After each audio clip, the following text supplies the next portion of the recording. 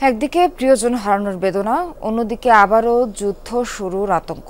তবুও রমজান উপলক্ষে গাজায় এখন উৎসবমুখর পরিবেশ। বর্ণিল আলোকসজ্জার চাদরে ঢাকা খান ইউনিস, রাফা সহ উপত্যকার বিভিন্ন এলাকা। এক টেবিলে বসেই ইফতার করছেন এলাকার বাসিন্দারা। আমি আর ম্যাগি, স্বাদ ও ভালোবাসার দারুণ জুটি ফ্রম নেসলে। গাজায় কংক্রিটের ধ্বংসস্তূপের মাঝেই লাল নীল আলোকসজ্জা। পবিত্র রমজান উপলক্ষে নতুন রূপে সেজেছে বিধ্বস্ত গাজা। শিশুদের হাসি আর দুষ্টুমিতে মুখর উপত্যকার পরিবেশ। উৎসব মুখর পরিবেশে প্রথম রোজা পালন করেছেন ফিলিস্তিনিরা। সবাই মিলে ইফতার করতে রাফায় ধ্বংসস্তূপের মাঝেই লম্বা টেবিল পেতে রোজা ভেঙেছেন বাসিন্দারা। বাসায় ইফতার করার সুযোগ নেই, কারণ বাড়িগুলো ইসরায়েলি হামলায় ধুলায় মিশে গেছে। তাই এই ধ্বংসস্তূপের মাঝেই লম্বা টেবিল পাতা হয়েছে। সবাই একসাথে এখানে ইফতার করব। যুদ্ধ সব কেড়ে নিলেও আমাদের মনোবল ভাঙতে পারেনি।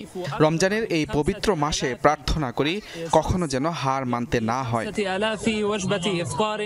রমজানে জমে উঠেছে ইফতার বাজারগুলো। ছোটদের নিয়ে বাজার সদাই করছেন বাসিন্দারা। তবে যুদ্ধের বাজারে জিনিসপত্রের চড়া দামের কারণে কিনতে পারছেন না অনেক কিছুই। ফিলিস্তিনিদের ক্রয় ক্ষমতাই নেই। কেউ বাজার করতে পারছেন, কেউ আবার শুধু দেখে চলে যাচ্ছেন। এই পরিস্থিতি দেখে আমাদেরও খারাপ লাগছে।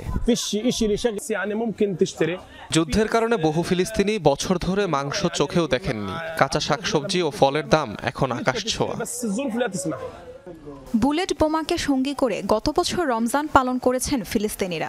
এবছরের রমজানে আইডিএফ এর তাণ্ডব না থাকলেও বাতাসে এখনো ভাসছে লাশের গন্ধ।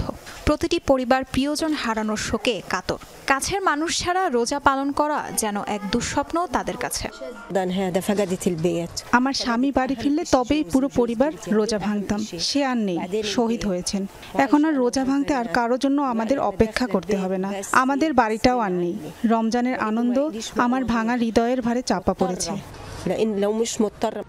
সকল অনিশ্চয়তা ও দুশ্চিন্তাকে ভুলে পরম করুণাময় সৃষ্টিকর্তার রহমত লাভের প্রত্যাশা করছেন ফিলিস্তিনিরা।